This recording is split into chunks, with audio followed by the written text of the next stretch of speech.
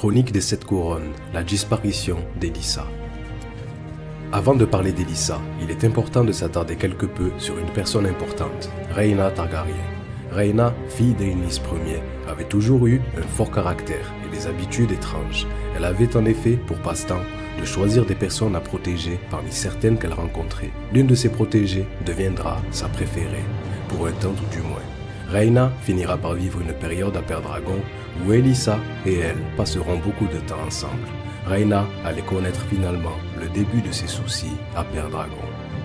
Une faille s'était ouverte avec le temps entre elle et sa chère Elissa. Privée par son frère Lord Franklin de la moindre part des revenus de Belle-Île, Elissa sollicita la reine douairière assez d'or pour construire un nouveau navire, un grand vaisseau rapide qui devait croiser sur les mers du crépuscule. Rhaena n'accéda pas à sa requête. « Je ne pourrais supporter que tu me quittes », répondit-elle, dit-on. Mais Lady Elissa n'entendit que « non ». Plusieurs cycles de lune plus tard, sur Pendragon, Elissa Farman ne pouvait plus supporter la vie sur l'île. Elle avait entendu l'appel de la mer, dit-elle à la reine Rhaena. L'heure était venue pour elle de prendre congé. Rhaena, qui ne montrait jamais ses émotions, reçut la nouvelle avec un visage de marbre. « Je t'ai prié de rester », lui dit-elle. « Je ne te supplierai pas. Si tu veux partir, va-t'en. » La princesse Hera n'avait pas le sang-froid de sa mère. Lorsque Lady Elissa vint lui faire ses adieux, elle pleura en s'agrippant à sa jambe, l'implorant de rester ou, à défaut, de l'emmener avec elle. « Je veux aller avec toi », insista Hera. « Je veux courir les mers et avoir des aventures. » Lady Elissa versa, elle aussi, une larme, nous raconte-t-on. Mais elle repoussa la princesse avec douceur et lui dit « Non, mon enfant, ta place est ici, auprès de ta mère. » Elissa partira le lendemain matin pour la Marque. De là, elle s'embarqua pour traverser le détroit jusqu'à Pentos. Par la suite, elle se dirigera par voie de terre jusqu'à Braavos, dont les charpentiers de marine étaient universellement réputés, sans que Rhaena Targaryen et la princesse Hera aient la moindre idée de sa destination finale. La reine n'imaginait pas qu'elle soit allée plus loin que la Marque. Toutefois, Lady Elissa avait de bonnes raisons de mettre plus de distance entre elle et la reine. Une demi-lune après son départ, Sir Merell Bufflon, qui commandait toujours la garnison de Pendragon, fit comparaître devant Rhaena 3 palefrins terrifiés, ainsi que le gardien de l'enclos aux dragons. 3 œufs de dragon avaient effectivement disparu, et des jours de recherche ne les avaient pas retrouvés. Après avoir interrogé de près chacun des hommes qui avaient accès aux dragons, Sir Merell était convaincu que Lady Elissa les avait dérobés. Si cette trahison d'une personne aussi proche d'elle blessa Rhaena Targaryen, elle le dissimula bien. Mais elle ne put cacher sa fureur. Elle ordonna à Sir Merell de questionner très durement les palefreniers ainsi que les garçons d'enclos. Lorsque l'interrogatoire demeura stérile, elle le releva de ses fonctions et le chassa de Pendragon. Elle alla jusqu'à convoquer son époux, Andrew Farman, exigeant de savoir s'il avait été complice du crime de sa sœur. Elle dépêchera des hommes à la Marque pour apprendre alors que Lady Elissa avait pris la mer pour Pentos. Elle dépêchera ensuite des hommes à Pentos, mais la piste restera froide. Ce ne fut qu'alors que Rhaena allait enfourcher son jeu-feu pour voler vers le donjon rouge et informer son frère le roi de ce qui s'était passé. Elissa n'avait aucun amour pour les dragons, expliqua-t-elle au roi. C'était de l'or qu'elle voulait pour construire un navire. Elle vendra les œufs, ils valent une flotte entière, répondit Jaehaerys. Jaehaerys avait reçu sa sœur dans sa salle privée, uniquement en présence du grand maître Bénifer pour porter témoignage de ce qui fut dit. Si ces œufs devaient éclore, il y aurait un autre seigneur dragon dans le monde, qui ne serait pas de notre maison. Ils peuvent ne pas éclore, souligna Bénifer. Éloigné de Pendragon, la chaleur, la chose est connue. Certains des œufs de dragon se changent simplement en pierre. Et un négociant en épices de Pentos se retrouvera alors propriétaire de 3 cailloux extrêmement coûteux. Sinon, la naissance de 3 jeunes dragons n'est pas un événement qu'on garde aisément secret. Celui qui les a voudra s'en glorifier. Nous devons avoir des yeux et des oreilles à Pentos, Tyrosh, Myr, dans toutes les cités libres. Offre des récompenses pour toute mention de dragon. Qu'as-tu l'intention de faire ? Lui demanda sa sœur Rhaena. Ce que je dois. Ne songe pas à te laver les mains de cette affaire, ma sœur. Tu voulais Pendragon, je te l'ai donné. Et tu lui as fait venir cette femme, cette voleuse. Le long règne de Jaehaerys Ier Targaryen connut la paix pour sa plus grande partie. Les guerres qu'il livra furent rares et brèves. Que nul ne confonde cependant Jaehaerys avec son père Aenys. Il n'y avait en lui ni faiblesse ni indécision. comme sa sœur Reyna et le grand maître Bénifer en furent alors témoins quand le roi continua en disant « Si les dragons se manifestent, n'importe où, nous exigerons leur retour. On nous les a volés, ils nous appartiennent de droit. Si on devait nous refuser cette exigence, alors nous devrions aller les chercher, les reprendre si nous pouvons, les tuer sinon. Aucun jeune ne peut espérer tenir tête à Vermithor et à Songefeu. Et à Elle d'Argent demanda Reyna. Notre sœur n'a rien à voir avec ceci. Je ne lui ferai pas courir de risque, répondit le roi. Vous parlez de guerroyer de l'autre côté du détroit, votre grâce, intervint le grand maître Bénifer. L'or nécessaire à cela devra être assumé, répondit le roi. Je ne permettrai pas à Valyria de se lever à nouveau. Imaginez ce que les triarques de Volantis feraient de Dragon. Prions que cela n'arrive jamais. Sur ces mots, sa grâce leva l'audience, enjoignant aux autres de ne pas parler des œufs disparus. Nul ne doit le savoir, à part nous trois. Mais il était trop tard pour une telle mise en garde. À Pendragon, le larcin était connu de tous, même des pêcheurs. Et ceux-ci, on le sait, naviguent vers d'autres îles, ainsi que les rumeurs se répandent. Bénifer, agissant par le truchement du grand argentier Pentoshi, Rekodraz, qui avait des agents dans chaque port, contacta l'autre côté du détroit, comme le roi l'avait ordonné, payant en bonne monnaie de mauvais gens pour toute nouvelle concernant les œufs de dragon. Une petite armée de chuchoteurs, d'informateurs, de coursiers et de courtisanes allait produire des centaines de rapports, dont une vingtaine prouva sa valeur pour le trône de fer, mais pour d'autres raisons, car chaque rumeur sur les œufs de dragon allait se révéler stérile. Nous savons désormais qu'après Pentos, Lady Elissa allait se diriger vers Bravos, non sans avoir d'abord changé de nom. Elle adoptera un nom de bâtard de sa propre confection, se faisant appeler Alice Montcouchant. Avec ce nom, elle obtint une audience avec le seigneur de la mer de Bravos. La ménagerie de celui-ci avait une vaste réputation et il fut heureux d'acheter les œufs de dragon. Elle confia l'or qu'elle reçut en échange à la banque de fer et l'employa à financer la construction de son rêve, le coureur de soleil, le navire dont elle avait toujours rêvé. Plusieurs cycles de lune plus tard, sur l'autre rive du détroit, les charpentiers de marine de Bravos allaient achever le rêve d'Elissa. Le coureur de soleil était prêt. Quand un bravien lui demanda si elle avait l'intention de naviguer jusqu'à Yichi, Lady Elissa répondit en riant. « Peut-être, mais pas par la route que vous imaginez, » répondit-elle. La nuit avant son départ prévu, elle sera finalement convoquée au palais du seigneur de la mer, où celui-ci lui offrit de la bière et des mises en garde. « Allez avec prudence, madame, » lui dit-elle. « Mais allez-y, des hommes vous recherchent tout au long du détroit. L'on pose des questions et l'on promet des récompenses. Je n'aimerais pas qu'on vous découvre à Bravos. Nous sommes venus ici pour nous libérer de l'ancienne Valyria, et vos Targaryens sont valyriens jusqu'à la moelle. Naviguez loin, naviguez vite. Partez à présent. » Tandis que la dame qu'on appelait désormais Alice Montcouchant allait prendre congé du titan de Bravos, la vie à Port-Réal continuait comme par le passé. Incapable de localiser sa nièce perdue, Aera Targaryen, Jaehaerys allait agir comme il avait toujours fait en temps de crise et se dédier à ses entreprises. Après avoir fait escale à Pentos pour y charger des vivres, Alice Montcouchant et son coureur de soleil allaient prendre la route vers Tailleroche. Et seule la partie la plus resserrée du détroit allait la séparer de Reyna Targaryen. Le périlleux passage à travers les eaux, infesté de pirates des degrés de pierre, l'attendait encore, et Lady Alice engageait des arbalétriers et des épées louées pour lui faire franchir en toute sécurité les goulets jusqu'au grand large, comme le faisaient nombre de capitaines qui étaient bien prudents. Les dieux, dans leur caprice, choisirent cependant de tenir la reine Reyna et celle qui l'avait trahie dans l'ignorance l'une de l'autre. Et le coureur de soleil allait traverser sans incident les degrés de pierre. Alice Montcouchant débarqua ses mercenaires à Lys, faisant des provisions de vivres avant de se diriger vers l'ouest et de mettre les voiles pour Villevieille.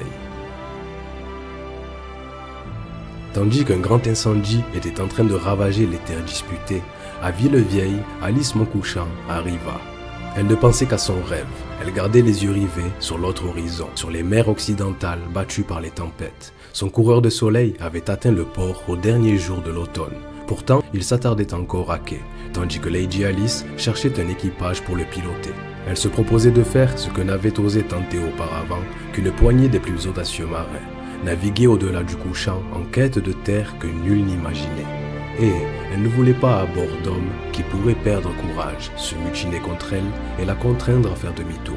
Elle voulait des hommes qui partageaient son rêve, et ces hommes étaient peu nombreux, même à Villevieille. À l'époque comme de nos jours, le peuple ignorant et les marins superstitieux se raccrochaient à la croyance que le monde était plat et s'achevait quelque part loin à l'ouest. Certains parlaient de murailles de flammes et de mers en ébullition, d'autres de noirs brouillards qui s'étendaient à perpétuité. D'autres encore des portes même de l'enfer. Pour les gens les plus sages et les plus avisés, le soleil et la lune étaient des sphères, comme tout homme doté Dieu pouvait le constater. La raison suggérait que le monde également était une sphère, et des siècles d'études avaient convaincu les archimestres du conclave qu'il ne pouvait y avoir aucun doute sur ce point.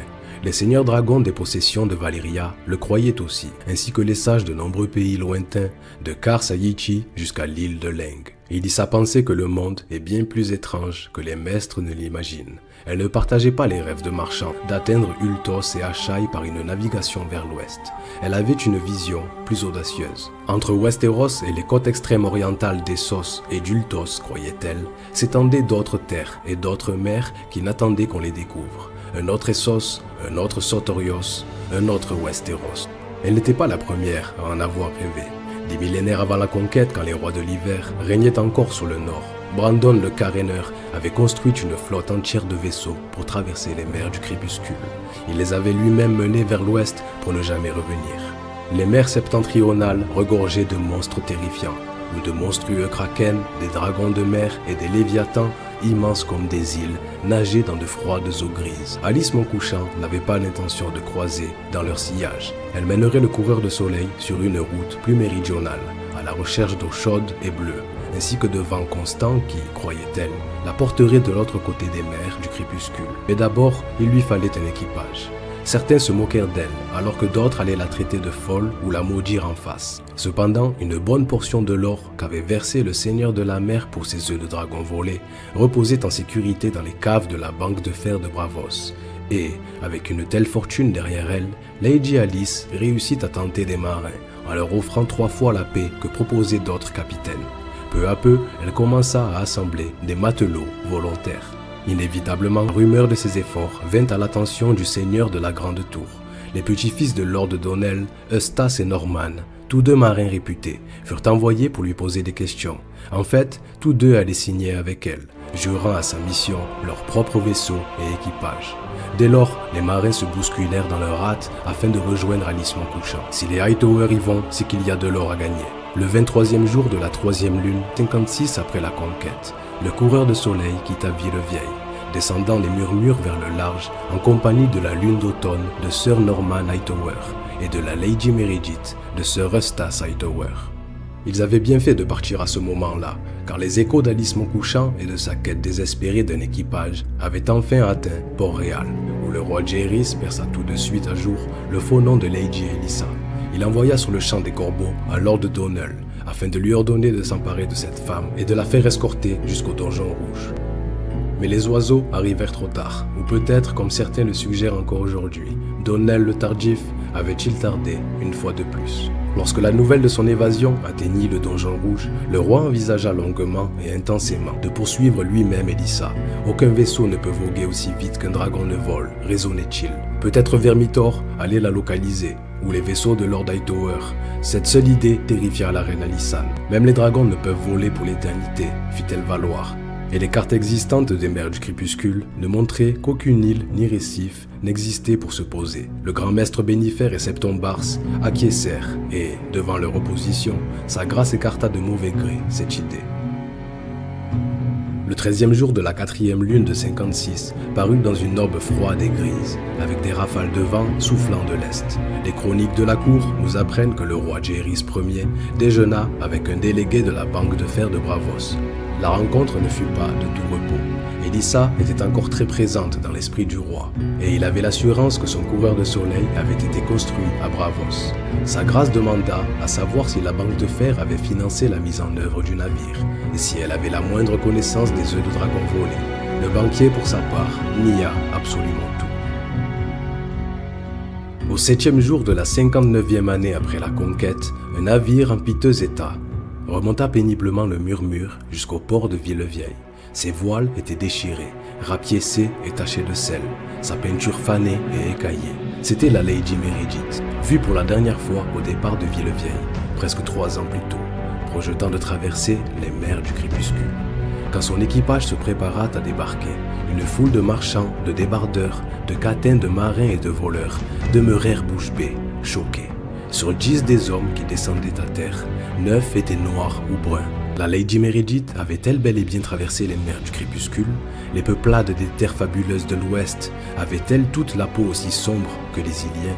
Ce ne fut que lorsque parut Sir Eustace Hightower en personne que le chuchotement allait s'arrêter. Le petit-fils de Lord Donnell était émacié et cuit par le soleil. Ce n'était qu'un rêve, déclara-t-il. Peu de temps après, apparurent des chevaliers de Lord Donnell, avec ordre de l'escorter jusqu'à la grande tour. Là, dans la grande salle de son aïeul, une coupe de vin à la main, Sir Eustace Hightower allait raconter son récit. Les scribes de Lord Donnell griffonnèrent tandis qu'il parlait, et, quelques jours plus tard, l'histoire allait se diffuser à travers tout Westeros, par messagers, bardes et corbeaux. Le voyage avait aussi bien commencé qu'on pouvait l'espérer, conta Sir Eustace. Une fois la treille dépassée, Lady Montcouchant avait mis son coureur de soleil au cap sud-sud-ouest, cherchant des eaux plus chaudes et des vents cléments, et la Lady Meredith et la lune d'automne l'avaient suivi. Le grand navire bravien était très rapide quand il avait le vent dans les voiles et les Hightower avaient du mal à se maintenir dans son sillage. Nous pensions tous que nous étions bénis. Au bout de 12 jours de bonne navigation depuis Westeros, le coureur de soleil et ses 2 compagnons étaient arrivés au sud, au niveau des îles d'été, et plus à l'ouest qu'aucun bateau n'avait jamais croisé. Aucun qui ne soit revenu pour le raconter, tout du moins. Alice Montcouchant et les Hightower allaient célébrer, mais il se put qu'ils aient célébré un peu trop tôt, car peu après, le grand voyage commença à très mal tourner. Nous avons tout d'abord perdu le vent, raconta Sir Eustace à la cour de son grand-père. Enfin le vent revint un soir, presque au coucher du soleil, alors que le ciel prenait le rouge du sang, mais cet aspect fit murmurer les hommes. Je leur dis que c'était bon signe pour nous, mais je mentais. Avant le matin, les étoiles avaient disparu, le vent se mit à hurler et l'océan se souleva. Ce fut la première tempête, expliqua Sir Eustace. Une autre allait suivre 2 jours plus tard, puis une troisième, chacune pire que la précédente. Les vagues s'élevaient plus haut que nos bateaux, le tonnerre était tout autour de nous, et la foudre telle que je ne l'avais jamais vue. De grands éclairs fracassants qui brûlaient les yeux. L'un d'eux a frappé la lune d'automne et lui a fendu le mât, de la vigie jusqu'au pont. Au milieu de toute cette démence, l'un de mes marins a hurlé qu'il avait vu des bras monter des eaux. La dernière chose qu'un capitaine a besoin d'entendre. Nous avions totalement perdu de vue le coureur de soleil. Désormais, la mer déferlait sur nos ponts à chaque mouvement de houle. Les hommes étaient emportés par-dessus bord, se raccrochant en vain au haubans. J'ai vu de mes yeux sombrer la lune d'automne. Je ne saurais jamais comment nous avons survécu à cette nuit, mais nous l'avons fait. Le lendemain matin, la mer avait retrouvé son calme. Le soleil brillait et l'eau était si bleue, si innocente, qu'on n'aurait jamais deviné qu'en dessous flottait mon frère, mort avec tous ses hommes. La Lady Meredith était en piteux état, les voiles déchirés et plus de 10 hommes disparus. Nous avons prononcé des prières pour les morts et entrepris les réparations qui nous furent possibles. En cet après-midi-là, notre œil de corbeau repéra des voiles au loin. C'était le coureur de soleil qui revenait nous chercher. Lady Montcouchant avait fait plus que de survivre à la tempête. Elle avait trouvé une terre. Les vents et la rage des mers avaient séparé son coureur de soleil des Hightower et l'avaient chassé vers l'ouest. Et au point du jour, son marin, dans le nid de corbeau, avait repéré des oiseaux qui tournaient autour d'un pic montagneux embrumé. Lady Alice s'y dirigea pour arriver à 3 petites îles. Une montagne avec sa suite de 2 îles, comme elle le formula. La Lady Meredith n'était pas en état de naviguer, mais aidée par un remorquage de 3 chaloupes venues du coureur de soleil, elle réussit à atteindre la sécurité des îlots. Les 2 bâtiments malmenés allaient trouver un havre de paix sur les îles, effectuant des réparations et renouvelant leurs provisions. Lady Alice triomphait. On était ici dans les terres les plus éloignées à l'ouest, qu'on n'avait jamais découvertes. Des îles qui n'existaient sur aucune carte. Puisqu'il y en avait 3, elle les baptisa Aegon, Rhaenys et Visenya. Elles étaient inhabitées, mais sources et ruisseaux y abondaient, si bien que les voyageurs purent remplir leurs barriques de toute l'eau douce dont ils avaient besoin. Il y avait également des cochons sauvages et d'énormes lézards, gris et paresseux. Alice Montcouchant était incrédule. 3 petites îles, dont même la plus importante n'avait qu'un tiers de la taille de Père Dragon. Ce n'était rien.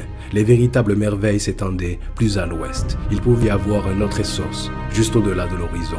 au milieu d'océans déserts, contre Serestas. Et malgré toutes les belles paroles et supplications, Lady Alice lui prodigua, tissant dans les airs d'étoiles de mots. Elle ne put le faire changer d'avis. Même si je l'avais voulu, mon équipage ne l'aurait pas permis, expliqua-t-il à Lord Donnell. Ils étaient jusqu'au dernier convaincus d'avoir vu un kraken géant entraîner la lune d'automne sous la mer. Si j'avais donné l'ordre de naviguer plus avant, ils m'auraient jeté à la mer et se seraient choisi un nouveau capitaine. Ainsi, donc les voyageurs se séparèrent-ils en quittant les îles. La Lady Meredith allait reprendre le cap vers l'est afin de rentrer, tandis que Lady Alice Montcouchant et son coureur de soleil allaient continuer leur route vers l'ouest, à la poursuite du soleil. Le voyage de retour de Stasai Tower allait se révéler presque aussi périlleux que l'avait été l'aller. Il eut encore des tempêtes à essuyer, bien qu'aucune aussi terrible que celle qui avait envoyé le vaisseau de son frère par le fond. Ils avaient embarqué 3 des gros lézards qu'ils avaient trouvés, et l'un d'eux allait mordre son pilote. Sa jambe sera amputée. Quelques jours plus tard, ils allaient rencontrer un banc de léviathans. L'un d'eux, un gigantesque mâle blanc plus énorme qu'un navire, avait délibérément percuté la Lady Meredith et fendu sa coque. Par la suite, Serestas changea de cap, se dirigeant vers les îles d'été qu'ils voyaient comme leur destination la plus proche. Elles se situaient plus au sud qu'ils ne le pensaient toutefois, et il avait fini par les manquer complètement pour échouer à la place sur la côte de Sotorios. Nous y sommes restés une année entière, raconta-t-il à son aïeul, pour essayer de remettre la Lady Meredith en état de prendre la mer. Mais il y avait aussi des fortunes à gagner, et tout le monde voulait continuer. Des émeraudes, de l'or, des épices, tout cela et plus encore. D'étranges créatures, des singes qui marchent à l'instar des hommes qui hurlent comme des singes, des vouivres, des basiliques, sans espèces de serpents différentes. Nous aurions tous péri, je pense, si nous étions restés, si certains Iliens de passage ne nous avaient pas rencontrés. Ils connaissaient cet enfer mieux qu'ils ne le laissent paraître, il me semble. Avec leur aide, j'ai réussi à amener la Lady Meredith à Grand Bagnan, et de là à rentrer chez nous. Ici allait s'arrêter son récit et sa grande aventure. Quant à Lady Alice Montcouchant, née Elissa de la maison Farman, nous ne saurions rien dire. Le coureur de soleil allait disparaître à l'ouest, cherchant toujours plus les terres au-delà des mers du crépuscule.